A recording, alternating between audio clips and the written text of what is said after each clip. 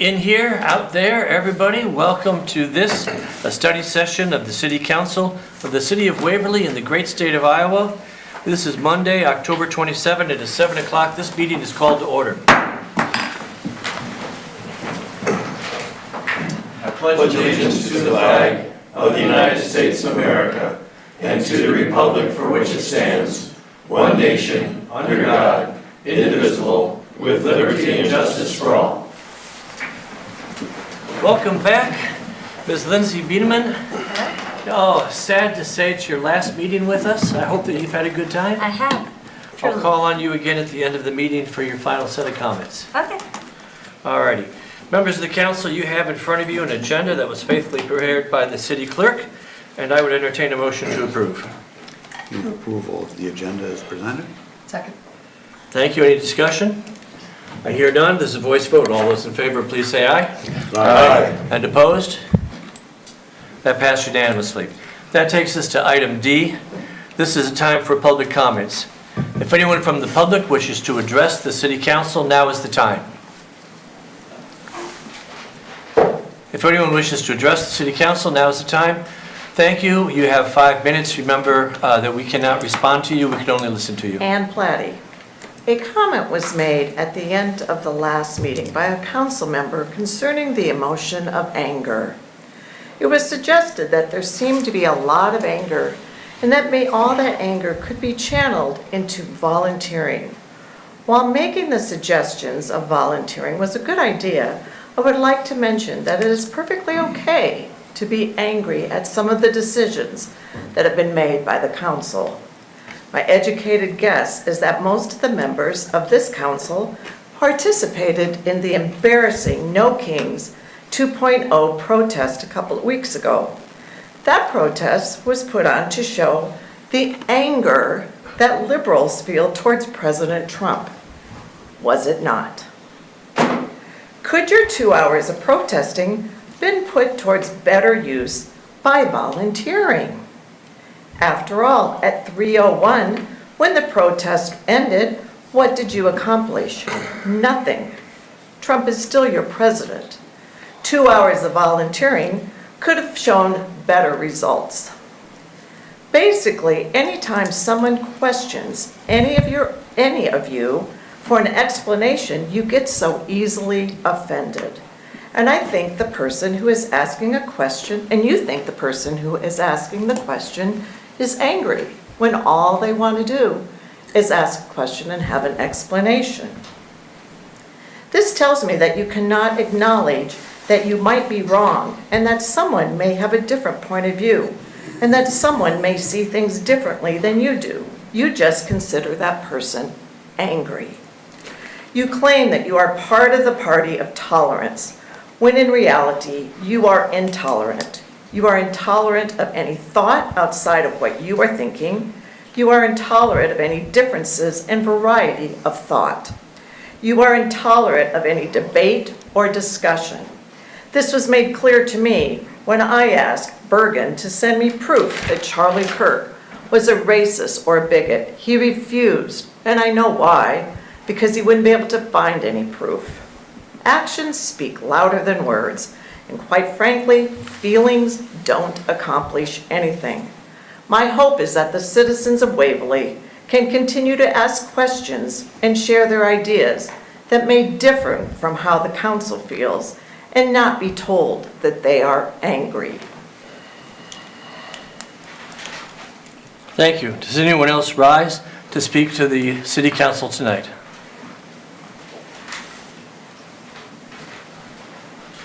Come on up, Mr. Barr, and introduce yourself. Remember that we cannot respond or argue with you or answer questions, but you have 5 minutes to speak. I'm sorry, my hearing is terrible, but I'll do what I can. I'm here to protest a decision by this council that's approved ongoing fines for right turn violations. I've been a driver since age 16, never had a violation. And right now, the system here that someone sold a deal on or approved a deal, we're fining people for making a right turn on a red. I'll give you the evidence, you can pass it around. One of them is my wife's car, the other one is my car.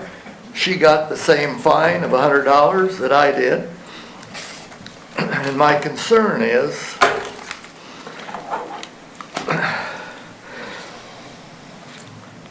that a lot of the things that come in to the city, people have brought to the police department have to do with turning right on red. With people saying there was nobody at the intersection. I should have been able to turn right. I've had a driver's license since 16. I've had 70-some years. I've been able to make a right turn legally. And certainly it is legal. It's legal to make a right turn on red. To further take my case, the police chief indicated we do have a set speed that we're not going to put out to the public when they are going under a set speed. The cameras won't even activate. Are you listening? Under a set speed, the cameras don't even activate. The implication? It darn well must be legal to turn right. Any questions?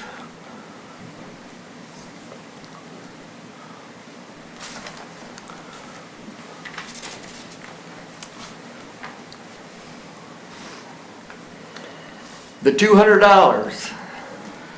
I might be getting another $200 the way this is set up. I've driven in every 48 states and I've never been anywhere that says no right turn on red unless specifically has a sign up. And I don't know that I've ever seen one.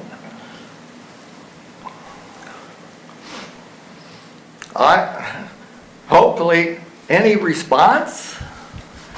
Mr. Barr, we are not allowed to respond to you. I tried to explain that to you. Because you're not on the agenda, we can't speak to you. You have 5 minutes to talk. We can't talk back. I don't need any more. I expected to be here in 2 weeks. When's your next meeting? 2 weeks. Next week. 1 week. No, the 17th. Oh, excuse me, the 3rd. November 3rd. Yeah. Will I be invited? You don't need an invitation. It's an open meeting. Well, I think I've said what needs to be said. It's a genuine problem. I'm disappointed in your committee authorized such a program where Waverly citizens driving legally are getting tagged at $200 a pop for turning right. Turning right on something that's perfectly legal. So I expect some action out of this committee when the time comes, because you're going to hear from other folks in Waverly who have been hit with this. Mr. Barr, your time has expired. Thank you. Thank you. Does anyone else rise to speak to the City Council tonight? I see none. We'll move on. We're now at E, Study Session Calendar. The Golf Commission will give their annual update. I call upon Mr. Jerry Hankner, the chair. Thank you. Hello, Jerry. Please Hello. identify yourself and give us your report. Right. My name is Jerry Hankner. I'm a member of the Waverly Golf Commission and here tonight to present the Waverly Municipal Golf Course report to you, the City Council. The mission statement of the Waverly Golf Course commits to provide scenic golf and social experiences of exceptional value, embracing our historic past and our progressive future for the greater Cedar Valley. We're striving for values of excellence, welcoming customer service, teamwork, and loyalty, diverse opportunities, and memorable experiences. The commission is made up of my fellow commission members, Angie Hubbard, Dave Linder, Ron Rushi, Sally Thorson, who's with us tonight, and our city council liaison is Brent Jones. The commission meets monthly, the second Tuesday of the month, at noon at the golf course clubhouse. The course staff consists of Leisure Services Director Garrett Riordan, along with Office Coordinator Ashley Lichty. Down at the golf course, Maintenance Specialist Lead Chris Miller, who's with us tonight, along with Pat Reecliffe. 14 seasonal part-time staff work along with them. Up at the pro shop, we have golf pro Jordan David, and he's assisted by 15 seasonal part-time staff.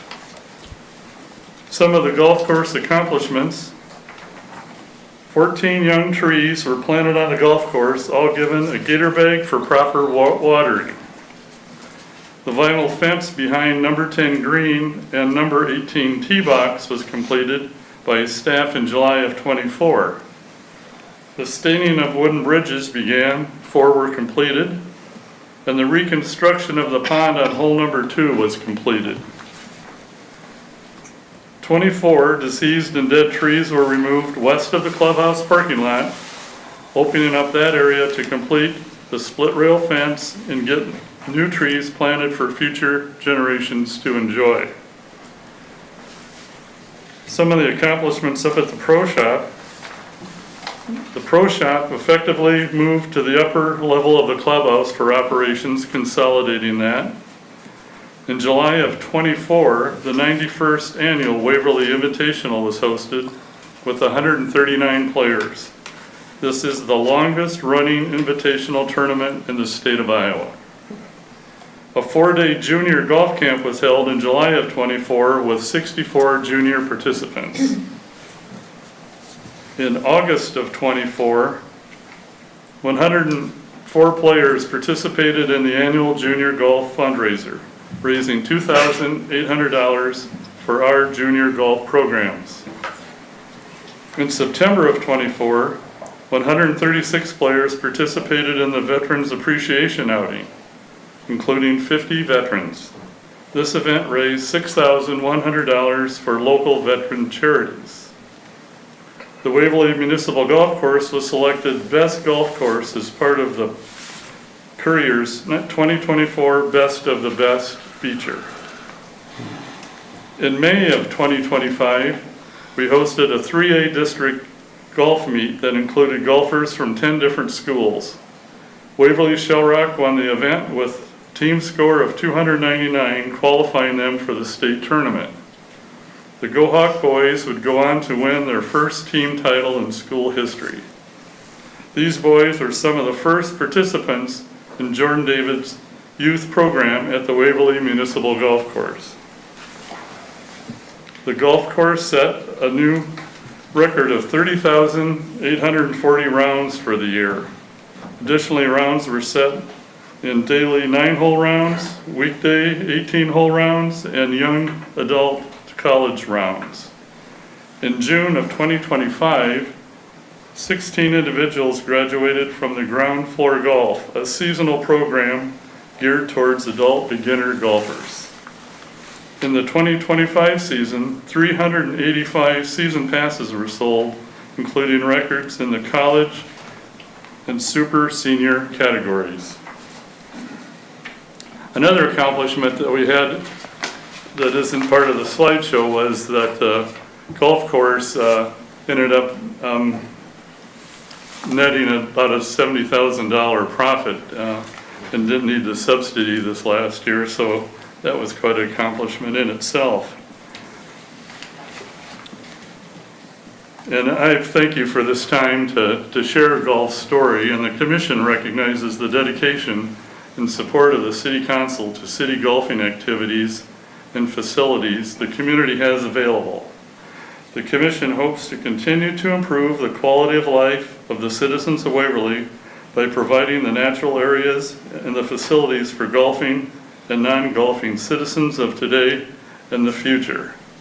At this time, invite any comments or field any questions that you may have.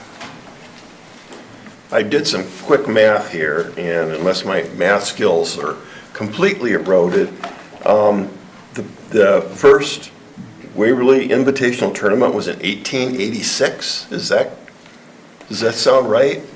139 years. No, it was 139 participants. It was 90 Oh, I years got the ago. wrong number. No wonder. I thought, man, I Thanks, I was like, boy, that was a while. surprised. Yeah, 91st annual. All right, so my math is good, my eyesight's not so good. So that would have been 1934 thereabouts. Yeah. Yeah, that makes more sense, Okay. okay. So what is an invitational tournament? I'm kind of showing my ignorance here, but, I'll let Jordan, you want to define? Yeah, it for- I'm curious what it takes to get an invitation. Not that I want one, but Not very many invitationals around anymore, but an invitational is essentially we're holding your spot to the next year. So the people that will have the first chance to play in next year's event are the people that played last year. So most tournaments that even we run are first come, first served, but this one we're able to give you your spot if you played last year. So all right. Can you tell us, the course is still open? Right. absolutely, yeah. So how are the numbers of rounds stacking up compared to last year? It's going to be comparable. We're going to be fighting to be right at that 30,000 number, and we might just come up just barely shy of it. What we did see this year, though, is in comparison from daily fee to season ticket rounds, we actually had more of a percentage of daily fee paid. So actually the revenues are actually a little bit ahead of pace as we sit here right now. So another really good season. Well, and it looks like the junior golf programs are paying off. Absolutely. Big time. Yes, That's great. We're very, very proud of that Go Hawk team Yeah. there. No, I think you guys are doing a great job. It's nice to have longevity, with you and Chris there. And can you give us an update on what's happening with the clubhouse? Like remodel, what ideas are getting thrown around and... There's a lot of ideas. If I'm not mistaken, Garrett, we're going to have something coming in November, hopefully. Oh, as, okay. we We're try to planning on finalize something. bringing something to you on the 17th Okay. for that to be considered. Good. is this the first year that we've turned a profit, as it were, or? And certainly all of the records that we have. Yes. Absolutely, yes. Yes. Good job. Thank you. Thank you. Yeah. Jordan, you and Chris just do a phenomenal job. You're both true assets for this community and this golf course, and we're lucky to have both of you. Appreciate Yeah. it. Thank you for all your hard work, Yeah, I appreciate and the commission as well. everything that's done, and my son, we didn't get season passes this year, so we're part of the higher daily rates, and even though they did try to give me senior rate a couple times. Not there yet. But my son wanted to go and try some other courses in the area, and he definitely got to see the difference in how well maintained our course is compared to even a couple of the supposedly very nicer courses around in Dyke or other places, that how well our course has been taken care of and holds up. So it is nice to see. So keep it up. Thank you very much for your report. Friends, that takes us to item 2, a discussion of the City of Waverly Municipal Code, Chapter 69.7, regarding dangerous animals, more specifically, snakes. Councilperson Berrigan, I turn it over to you. Thank you. So this is a discussion that came about from someone in the community contacting me, asking me about the Waverly Code. So if we look at the code that's in the packet, this is section 67.91, definitions, dangerous animals. And under part 3, there's a list of animals that are deemed dangerous. And it says all venomous and constricting snakes. I did notice that it says a ferret shall not be deemed a dangerous animal. I was kind of wondering what the history of that was, but I don't want to go down that rabbit hole. So basically, the rules in Waverly is all venomous and constricting snakes. It is my understanding that all snakes are either venomous or constricting. So this is basically making all snakes illegal. If we compare that to the Iowa code, which is the other item here, we have chapter 717F, dangerous wild animals. If we definitions, if we go down to part 5, where it says dangerous wild animal, and then we scroll further down to item 9, which is a member of the order Squamata. I need a biologist to tell me about that. But then parts D and E is where there's a list of a member of the family, and it gives a bunch of names which are venomous, including but not limited to cobras, mambas, coral snakes, and so on. And then part E, it says a member of the superfamily Hinophidia, which are limited to reticulated pythons, anacondas, and African rock pythons. So those kind of, that D and E are really the important items here. That the Iowa code draws out specific varieties of snakes, basically all venomous snakes and some constricting snakes that are deemed to be dangerous. My request, my suggestion is that we modify the City of Waverly Iowa code, or City of Waverly code, to simply match the state of Iowa code, so that we're not being more strict than the state of Iowa. So now, I did bring a resident expert. So Dr. Mike Bechtel, who is the biology professor at Wartburg College, is in attendance and is prepared to answer any questions you might have, because I'm not the expert in this, but that's kind of where I'm going to throw out the discussion. So, Good evening, Professor. If you'd go to the microphone. Yeah, absolutely. And if you'd introduce yourself and be prepared for a barrage of questions. I love the questions.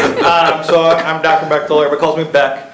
I've been raising reptiles for 37 years. I actually started over in the dorms over there. So, Great way to meet girls, I bet. I did check on it because I wanted to make sure that I was correct. The two, so venomous and a constrictor, there's actually, I found 5 species that were both, and I found the colubrids, which are corn snakes. Even though they constrict, they don't consider them a constrictor, and so that's the species that they're talking about, the only ones left open. But I had to double check that to make sure that I was correct on my side. So I raise all, I don't raise poisons, but I raise a lot of the animals you're talking about here. I have ball pythons, I have the rat snakes, corn snakes, sand boas, red tails, that kind of stuff. I've experienced the big ones. So the 3 that are off are the African rock python, and they're just nasty. They're just a nasty snake. And the reticulated python, which are getting better with them, they're raising a dwarf species. And by dwarf, I mean under 10 feet. And then the other one is the Burmese python, and they're just big. And so I got a buddy that had a Burmese python that was longer than this room. And so actually, I do a lot of vet work with them too, and so we had to remove an impaction. So I've been shoulder deep into a snake. So this actually is, the fear is real, but I think the alignment would be better looking at the snakes are, honestly, they're sold right down in Aquatics Exotics on Waterloo. I will guarantee you that they are here. And the reason why I'm saying that is because I've been called into houses to help on husbandry and maintenance. Again, not something I'd ever worry about, but definitely something that we should know. But I'm open to any questions. You can ask me anything. A garter snake. Couldn't possibly hurt anything or anyone? Well, if it climbed in your ear, I suppose. Garter snake in and of itself. Well, I mean, this is real. So, what happens, I actually looked up because I was curious about disease, because you guys have disease down there. You're not going to pick up any disease from a reptile because their zoonotics were too far away, unless you're licking them, okay? So, now you say, okay, that sounds weird. people are getting Colorado toads right now and licking them because you get high. Yeah. So was one this of is a real Yeah, thing. that was So, the first time. I know, it takes all kinds. So, understanding that as long as you're washing your hands, as long as you're using proper hygiene, you've got like a 10,000 times more chance to get like salmonella, that's what we worry about with reptiles, from the omelet you ate this morning than from the snake you touched in my classroom. Well, and I suppose, I don't think most people are worried about diseases they're catching from their own snakes as much as the fear of if my neighbor has a snake, Right. how am I going to be hurt by that? Right, and so, if you're taking a look, I can give you some places, like Morph Market is probably the big one. If you look up Morph Market, it's actually, that's an international website where reptiles are bought and sold. And you can look at some of those, we're talking about snakes that are in 10, 30, 40,000 for different lines of snakes. So like there is definitely a market, there's definitely people that raise them. I don't raise any of the really high end, most of mine are under 2,000 a piece, but I do raise exotic ones, and I raise ones that other ones don't. So I raise the Australian womas, which are a black-headed like python.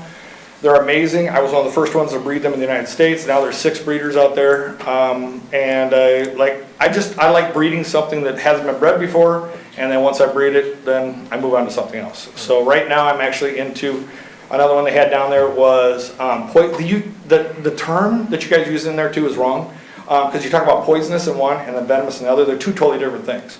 So if something bites you and you die, that's venomous. Okay. If you bite it and die, that's poisonous. And so I raise poison dart frogs, but they're like flamingos. The only reason why flamingos are pink because of the krill they eat. The only reason why poison dart frogs are poisonous is you feed them ants. And it's called bioaccumulation. It builds up in their skin. So my frogs think they're poisonous, but they're not poisonous. And you could lick them, you're not going to get high. But, gives you an idea of some of the species. And the reason why they get into these species is because they're very easy to raise in a terrarium. Most people go to reptiles and amphibians, we call it herpetology, because they're very easy to raise. You literally don't have to have anybody babysit them. So like if I go on vacation, if they're in an enclosure, most snakes eat once a week or once every 2 weeks. They also poop only once a week or once every 2 weeks. So you don't have to worry about messiness. They don't produce the dander. There is not a person alive that's allergic to reptiles. So like you didn't have to worry about any of the dander like you do with dogs or cats. And they're, on a relative, they're docile. I get bit more by a dog than I have any of my snakes. So, and I have a lot more snakes than I do dogs. I guess not so much the disease that I would be concerned about would be if a pet snake were to get loose, the danger to other pets in the neighborhood or children probably, even more than adults. No, and you're 100% on. So again, I looked up last night after we got in talking about it. I didn't realize, I don't know if you ever heard the old wives' tale about cats sleeping on children and suffocating. That's real. I'm like, holy crap. I thought it was just a wives' tale that didn't exist. So that's a real thing. And that's a house cat. And we look at, there's about 47 dog attacks in there. There's been 15 in the United States in the past 23 years. There's been 15 people who died of snakes. The snakes they're talking about are the 3 that are illegal in Iowa anyway. So that'd be the reticulated python, Burmese python, and your, which one is it? The anacondas. Anaconda. Well, anaconda, nobody's raising them because they have to be in water. So we go to South America, and I take students down there. Anacondas don't even come out of the water. They're so fat that they break their own ribs. And so when we catch them, which we do, and you just jump in the water on top, you need 2 or 3 guys, and you flip them up over the boat. And so they're big, but they're just fat. They're slugs. So the one that you'd really worry about would be a reticulated python for biting. You would worry about a Burmese python for squeezing. And we have had one, I can't remember the year, but it was down in Oskaloosa where there was a Burmese python that had killed a child. It actually got loose from somebody, like I said, went in somebody else's house, went into the crib and killed the child. And that's real, and that's the reason why we have that here. That is not the snakes we're talking about. So I offered to bring animals so you guys could see them, but, but literally we're blocks away. So if you guys, anybody ever want to come see them, I am more than willing to show my animals, also show you how docile they are. I raise nothing. I have 3 daughters and 3 grandkids, and I am out in the public.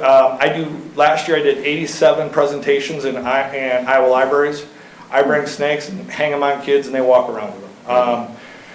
So I would bring nothing that's out there. Everything that we're talking about here, we're talking about ball pythons.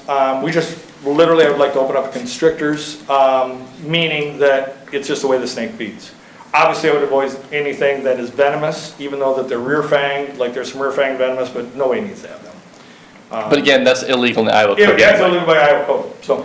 So you would endorse the proposal? 100%, 100%. I would, for several reasons. I mean, you guys are talking about like the golf part that's going on. The interest that's in for students is amazing, and the interest it is for households.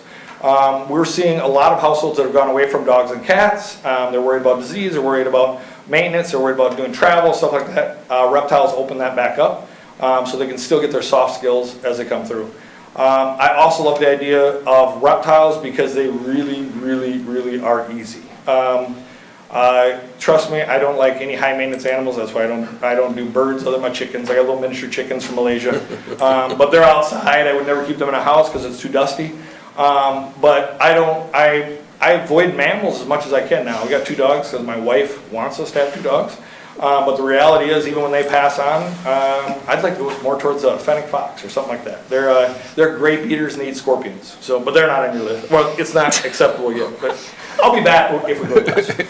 So is there a problem in Iowa like there's in Florida with people getting tired of their reptiles and turning them loose? I think there's terrible owners everywhere. Yeah. So I'm from Waukon, so northeast Iowa. I remember coming back my junior year of college, and I had to come back, and we raised sheep. So we had 150 head of Suffolk, if you guys know they're black-faced sheep, and I'm not gonna, maybe I'll diss on city kids. So the city people, when they get sick of a dog, their idea is, hey, I'll go drop it off outside and the farmer will take care of it. We don't want your damn dogs. And so what happened was they run in packs and they slaughtered. We lost 75 ewes and all their lambs that year.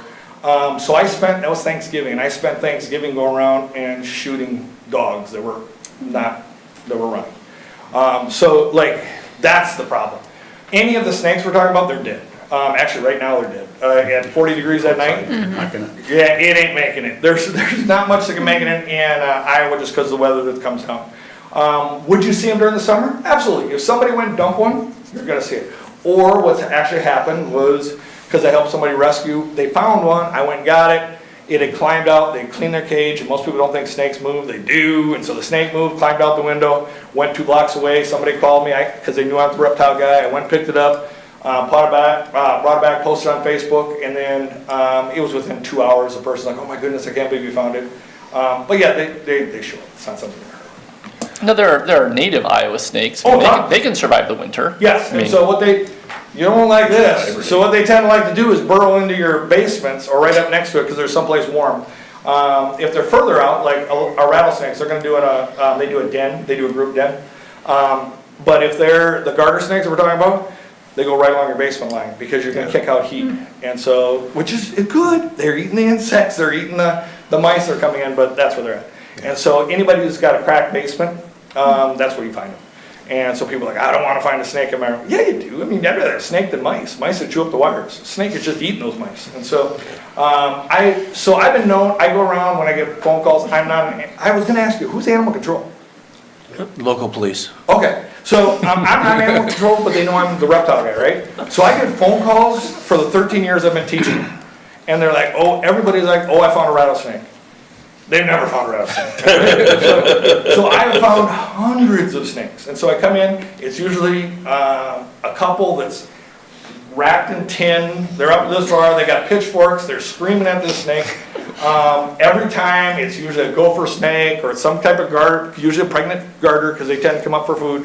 And I come in, I'm a little bit of a hippie, so I've got shorts on, flip-flops, and a tank top. And I come walking up and I literally go down there, and I kneel down, I tell everybody to calm down.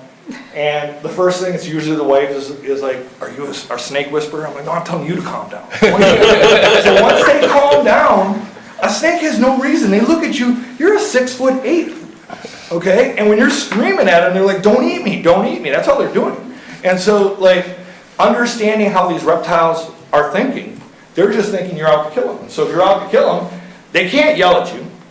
They can't swipe you away with their hands. The only thing they can do is strike at you. And so every one of them, I literally lean down, You put your arm out, at some point they think it's a tree, they'll climb up on your arm. I drive back home, I live over in the Huber Edition, I go down to the river, I put my arm back out and they go. They don't go very far, they actually stay in the rocks. I love having snakes around, other than they drive me nuts when I'm mowing because they know I won't hurt them. So they just sit there and look at me like, what are you gonna do, buddy? And I'm like, I'll shut the lawnmower off and I pick them up and I move them. If you come down to the Huber Edition, you will see them. Everybody thinks they're fake because I have a rock trellis I put up and there's snakes up on there. And they're like, why do you put snakes up there? I don't put snakes, they're just there. These are native snakes. They're hanging out, they're eating all the little gophers and all the little squirrels and all the little things that I don't want eating on my house. And so they take care of stuff. So if someone's worried about a snake escaping, it's probably important to remember that there are probably hundreds of snakes within a mile of any person in Waverly. We're within feet of a snake right now. I will guarantee it. Guarantee it. We've got the rivers right here. You know we're Careful, we've got politicians here. So yeah, we are close to snakes, yes. And so like, the problem, and I do understand the fear. So my mom is definitely afraid of snakes. When I went off to college, I bought my first snake en route, okay, because I couldn't have one in the house. And she has never stayed over at my house because I have snakes. So I love her to death, she loves me, but she's like, I will not sleep in a house with snakes. And I hate to show her, and so I've showed her. So she lives up in Northeast Iowa, literally right along a pond. And so we're out there, I'm helping her garden, and I flipped over rocks. I'm like, that's what I'm, like, they're right here, they're everywhere. Like, they don't want to be seen. Like, that's the last thing they want. And when they get seen, then they might strike, but they're not there to hurt you. So as a snake expert, you're in agreement with the state code of the things that Yes. they consider dangerous? And I do know people that raise the 3 big ones. I don't agree with it because I worry about somebody's safety, just like you're saying. So those 3 big ones, there's no doubt that my buddy that's got the Burmese python, as long as this room, if she was mad, I wouldn't want to be the only one there. You know, so like that's a reality. But what the rest of them are talking about, those are all colubrids and rat snakes, corn snakes, especially the ball pythons. They're so docile. Like, again, a ball python, the reason why they call them ball pythons is because when they get scared, they don't even strike. They roll into a ball and put their head in the center. Like, that's why they call them ball pythons. That's why they're so easily collected. They were collected in the wild about 120 years ago. Now we breed them in captivity. I'd like to say I was doing as good as the guy from Luther. He bred the Darth Vader ball python that sold for $35,000. So like, there's different genetics that come out on them. So there's a lot of people working in genetics on them. There's a lot of people that do raise them. They're extremely docile. I would love to stop bad pet owners all the way across the board, but it's impossible. The only thing you can do is when people know that I'm over here at the college, I get phone calls all the time from landlords in Waterloo and Cedar Falls when they come into a place that somebody moved out a month ago and left animals there, and so I bring them in. I got buddies at Iowa State. We do the same thing. I do the same thing for the University of Illinois because they know that I'll take care of them, and if they're too bad, we euthanize them. But if they're good, I'll get them back to health, and they go out to another place. So. Just to be clear, we're really not talking about permitting people to keep venomous snakes. Never. We're just talking about constrictors that are fairly small. I mean, I could give you all kinds of snake stories from when we lived next to a lake, and also when we were down in Iowa City when I was at law school. A friend of mine had snakes, and he had a bull snake that would occasionally get away and crawl into the walls of his apartment. And you would see it about a week later when it got hungry and came back out again. So, and we were, I don't understand why anyone would ever keep garter snakes as pets, and he had a bunch of them. They're huge right now, so especially garter snakes, and if you can get them over into the Orient, a garter snake, our normal garters, they're selling for $2,000 a piece. Oh, you're kidding me! Because I know. We had fluorescent lights in our kitchen, and one time we went in there and we thought, oh, there must be a light bulb burned out because it was really dark. No. And we looked, and there was like maybe 20 Yeah. garter snakes in there, and we opened, it was hinged, you know how they Yep, are, you pop flip out, the yep. things, and all these garter snakes come dropping out of the light fixture. That'd be amazing. That would be It was the freakiest thing. This is all very fascinating, but back to business. So what you're talking about is adding those 2 points, the Just 1 point about. in the Waverly Code where it describes, pull it. No, I know, it says all venomous, Yeah, but all what you venomous want to snakes. do is I was have like, points, well, number, where to go? D and E? Yeah, D and E. Well, Okay. or I would even just say, Just take snakes as specified by the Iowa Code. Right. You know, and then say, you know, chapter 717F, Okay. 15.9. Well, D and E. it's sometimes helpful to like put it in there. Right there, so they know. Okay. So they know. People are searching, Yeah. yeah. So you're just talking about those 2 points? Yeah, those 2 Okay. points, D and E. So, I mean, well, D is like all the venomous ones, and E is kind of which constricting snakes. Right. Yeah, and Okay. I And would have you would some, be in support of that? 100%. yeah, I would be concerned about allowing venomous snakes. Oh, Well, right, Yes. that's why And- we're and doing that's point I D. mean, Constrictors, that's not what I'm other than certain suggesting. constrictors. Point D and E. I don't have a problem with, Right. if somebody's keeping a snake in their house, hey, it's a free world, do what you want to do, you know, if it feels good, do it. My concern would be if they got loose, are they going to present a danger to the community, to animals and people in the community? And apparently that is extremely unlikely that that would happen. Yeah, Well, and so, and the yeah. snakes we're talking about that have produced any danger are the 3 snakes that Iowa doesn't allow Doesn't anymore. allow anyway. So- yeah. So basically, what we're saying is, or what's being proposed, is we just modify the Waverly Code to agree with the Iowa Code. Yeah, Correct. on those 2 points, those 2, whatever it is, points D and E. I guess my only thought on that, and I guess question as far as ownership of it, in terms of, you know, liability, if there is towards another animal even, like if my dog got loose and attacked somebody else's dog, I'm responsible for. As any animal. Right. As any animal, like everybody's cattle, So everybody's is that, goats. does that apply the same way if Has they to. were to get out? Yeah, If you're an I was animal, gonna it has say, to. Well, you're also talking about, so a ball python, full-size females, they might get 4.5, they get about, I don't know, about 3,500 grams, okay? So the snake itself it's thick, but it's not very long. Males are a little bit smaller. They couldn't even, I don't think they could kill a cat, much less, I don't think. you Maybe could a kill kitten. Maybe a kitten? Maybe, but the kitten has to be slow and dumb, because, like, these are not aggressive snakes, like. That's just Yeah. within a thought, I mean. Yeah, no, I like it. Because we did the Yeah. chicken ordinance, one of the things we exempted was if a dog were to get into the chicken coop, that it's not the dog's fault, that, you know, it's dog did what a dog did because the chickens were there, so it was, no, that's, I want to be careful. No, as that's far good. as the company. And I agree with it's ownership. Like you have an ownership of an animal. You have responsibilities that come along with it, which again comes to there's bad owners that come along. So if we revisit the Waverly Code, under the highlighted section of dangerous animal means, Yep.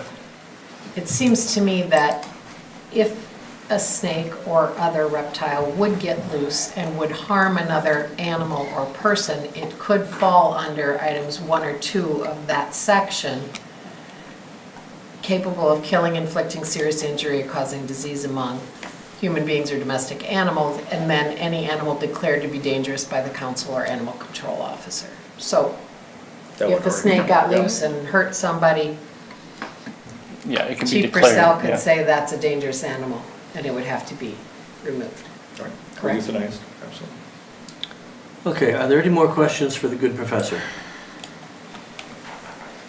It's been one of the most enjoyable discussions that we've had for a while. Oh, I don't know about you, but I'm not gonna sleep at all. The only thing I'd like to throw in there is think about fennec foxes. Google them when you get a chance. I used to raise them when I was down in Des Moines in the classroom. They're amazing. They're cool. And they, Think about what? What are they called? fennec foxes. Fennec. Big ears. With big ears. Huge. ears. 3 pounds. Yeah. They're like a cat. They eat grapes and insects. I'm afraid Fennec foxes are not on the agenda. So. I know. I'm just saying, think about it. Thank you. Next month. Get the red pandas. Thank you, like it Professor, really for your big time. guys. Thank you very much. Thank you. Take care of Thank you. Thank you. Yeah. Thanks. Chief Purcell, do you have any comments? Sir, Mr. Bauer? you're not on. Sir, So I would like to have the evidence that I passed around. Yeah, give me back, yeah, it's right here. Oh, his pictures. Thank you. Oh, that's what, Chief, do you have any comments? No, I like Brian Bergen's approach to it. There's usually a few different ways cities handle it. Our code mirrors many cities out there. There's one that just referenced a dangerous animal to the state code, which is what is being proposed. You can put size restrictions on it, but then you got to worry about growth. What happens if one of these top three grow outside? I think I've seen like 8 feet is where the cutoff is, but then who measures them?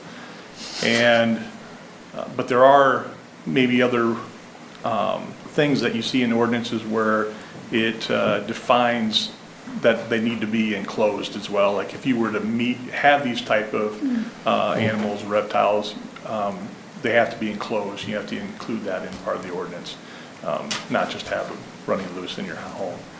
Now that could be something that most people wouldn't do, but maybe you'd want to add that to the code. Yeah. There are plenty of examples out there that I think we could come to agreement on for sure.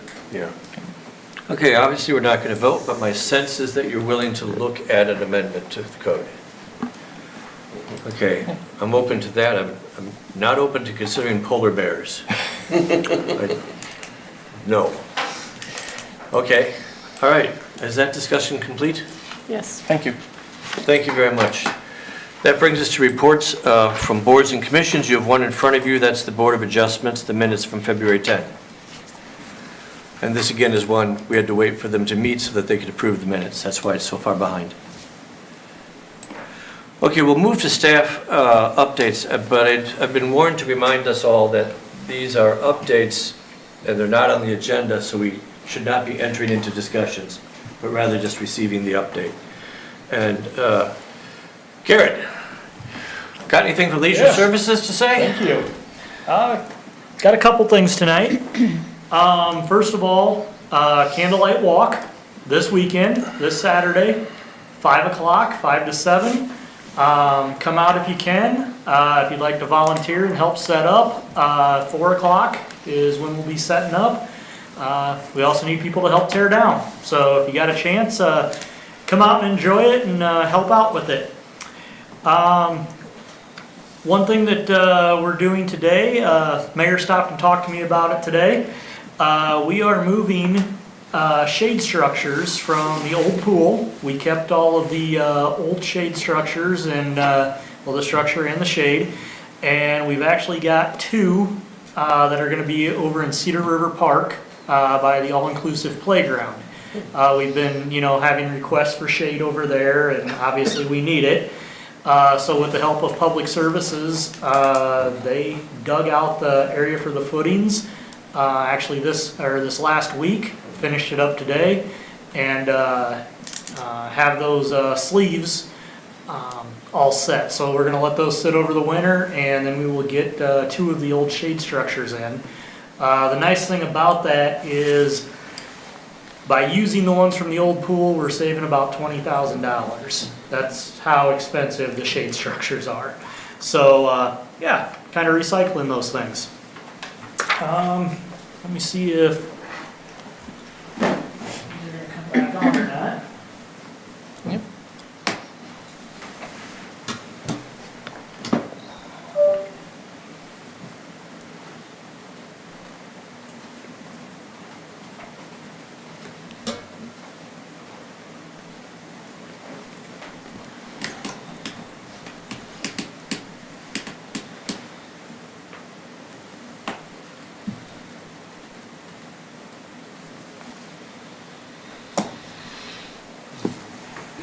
All right, so now an update for the pool. Construction is going pretty well. They've got most of the deep end poured, or I should say all of the deep end poured. So the whole north-south section, they'll be starting to head east later this week, and probably go into next week, and then they'll be starting the walls in the deep end as well. So here we just have a section, that's the slope up that's covered from the deep end up to about the 4 or 5 foot there. And they're just starting to pour the concrete here for this section up in the 4 and 5 foot area.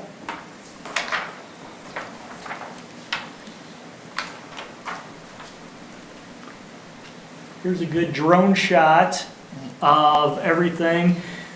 So, sorry, I gotta get all my bearings straight here. So this is before this area was poured, the very deep area. They had to hold off on that a little bit. They had a main drain that cracked, so they had to redo that. That's why this one isn't done yet, and they're up here doing these things. So this is the section that we just saw being poured. Another drone shot, just a different angle there of the same thing, but this kind of shows you more from the deep end up the slope to this 4 to 5 foot area. And then in this, there would be one more pour right here. And what they'll be doing later this week is heading this way. And we'll actually see some stuff over here in a few pictures.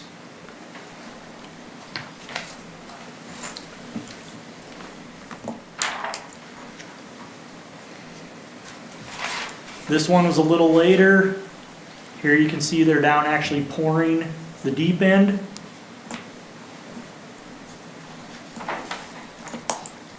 There's another angle for you. Is that the future wall that we're seeing, all those spiky things? Yes, Yeah. right over here. Well, and front, here. yeah. Yep.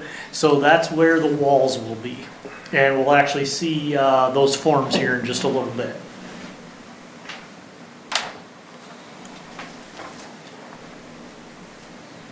So this is the zero depth area.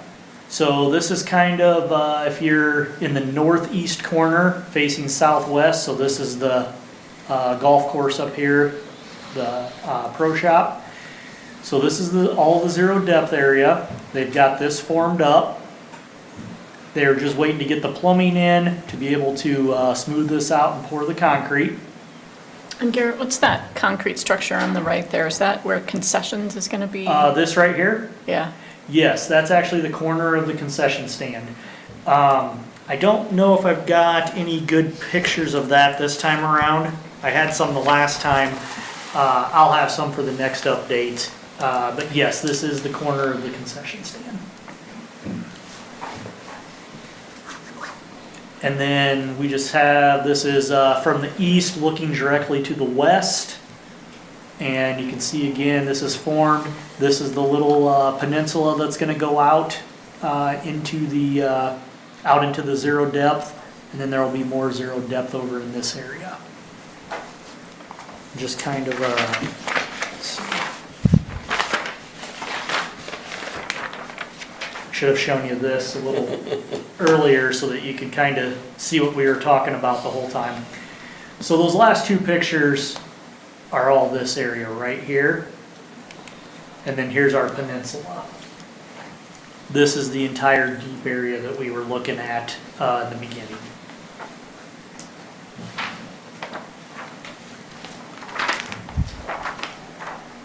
So here is the walls formed up. They are hoping to be able to start shotcreting next week sometime. So that's going to be basically, for lack of better terms of what I know of it, it's basically they spray the concrete onto these forms, and then they'll, they smooth it out just like they do other concrete. If this actually sticks to the plywood, then the plywood's removed. So, and then there's obviously, we saw the rebar that was in there as well. So they're hoping to be able to start that next week. Hopefully they get to that, because once that goes, we're going to really see a lot more movement on it. This is just another angle. This is the south side facing north this way. Obviously you can see from the deep end up.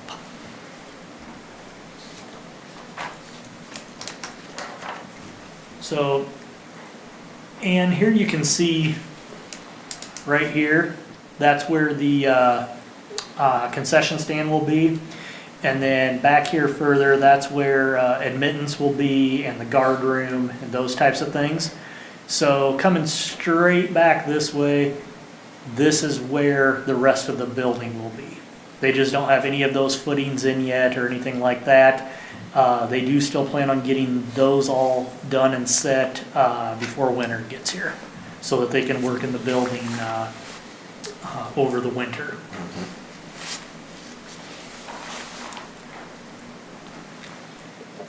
This is the backwash area. So I don't recall how in-depth we might have talked about this at a different meeting, but this will be where the backwash tanks are. Backwash is used for once the filters get too dirty, then you backwash, you reverse everything, and cleans the filters out. That's layman's terms. We're not going to get any deeper into that than that. But that is actually located, it'd be right over here in this area. And so what there'll actually be, there'll be like a, it'll be a small hill that covers this, and it'll be a mound of grass over it.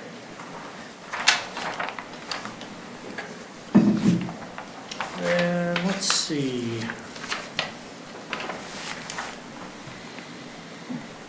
Then this is where the surge tank will go.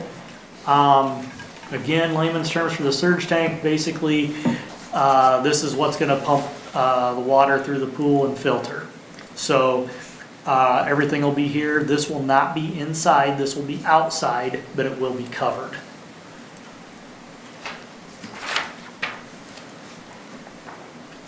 And just a couple more here. Gonna go back to this for a second again.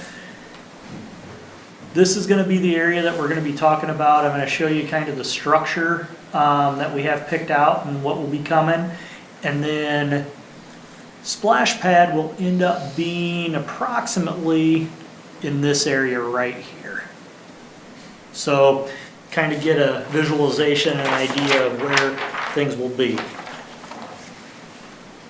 So this will be the structure that is actually in the zero depth area. As you can see, there's a small slide, platforms, tons of stuff to drop water on you and all that good stuff. Back here is that little peninsula area, and then there's a few ground sprays, and then also a flower structure that'll rain water down on you as well. And then, sorry, I've got this too large, but I can't zoom out, but we'll move it a little bit. This is what we're looking at for things in the splash pad. So that's what we have. I'm going to try to get an update to you each study session if I can, with some pictures, and just to let you, kind of know how things are going and go from there. All right. Thank you. Thank you, Jared. Justin, how are things over at Public Works? No report. Chief, anything? That brings us to City Council comments. Councilperson Bergen. I would just like to invite people to join me at the Wooden Foot after to discuss politics over a beer. Councilperson Jones. No comment. Councilperson Myers. I had a scary reminder on the way to the meeting tonight as I came along Cedar River Lane and came upon first a biker and then a walker within a short distance, and I could not see them at all until I was right upon them. And it's going to get darker earlier starting next week, so please practice and remind everyone you know to practice to wear lighted clothing or reflective clothing if they're going to be traveling across that area. I also came on that same road and encountered a different jogger of 4 hoofs. Yeah, so just go slow, be careful. Councilperson Kangas. I would just like to remind everybody that, yes, you can turn right on red, but red still means stop first. Councilperson Drenko. Nothing tonight. Councilperson Rathi. Two things. It's, Election Day is coming up next week, so don't forget to vote. And the Exchange Club is sponsoring a free dinner for veterans at the Veterans Post November 6th. So if you are interested in attending, please contact the Post and they can get you on the RSVP list. Councilperson Wolf. Nothing tonight. All right, our guest councilperson, this is your last chance. Give it all you got.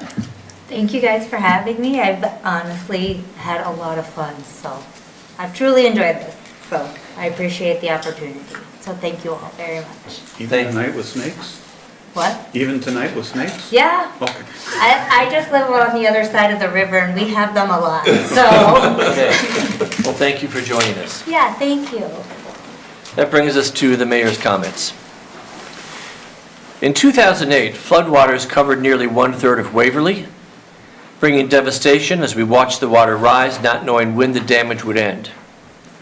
Yet, in that moment of crisis, the people of Waverly showed their character by coming together, filling sandbags, cleaning basements, and generously giving to support their neighbors.